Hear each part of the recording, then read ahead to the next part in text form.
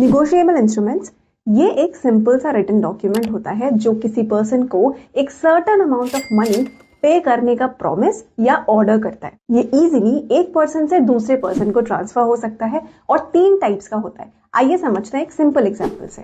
Suppose अगर ए ने B से उधार पे गुड्स ले रखे हैं तो आज की डेट में ए कई सारे निगोशिएबल इंस्ट्रूमेंट्स इशू कर सकता है। पहला एग्जाम्पल होगा प्रोमिसरी नोट। तो यहाँ पर ए बी को प्रॉमिस करता है कि I will pay you ₹100 suppose on a particular date. इस एग्जाम्पल में ए बन जाता है मेकर और बी बन जाता है पेई। तो सिंपली याद रखो प्रोमिसरी नोट मतलब प्रॉमिस टू पे।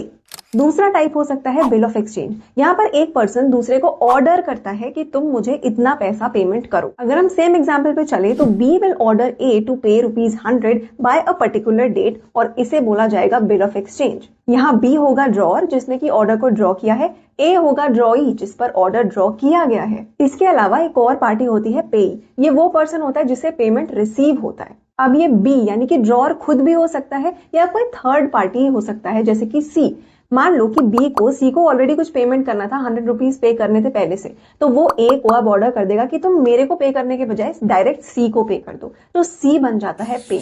और फाइनली थर्ड टाइप होता है चेक। यहाँ पर बिल ऑफ एक्सचेंज से डिफरेंस बस इतना होता है कि पेमेंट का ऑर्डर बैंक को दिया जाता है। फटाफट से एग्जाम्पल में देखते हैं। चेक के केस में इस बार ड्रॉअर ए होगा क्योंकि ऑर्डर ए दे रहा है। किसे ऑर्डर दे रहा है? अपने बैंक को, यानी कि ए का बैंक हो गया इस बार ड्रॉई। ए अपने बैंक से कह रहा है कि सुनो सुनो तुम बी को इस पर्टिकुलर डेट पर ₹100 पे कर देना।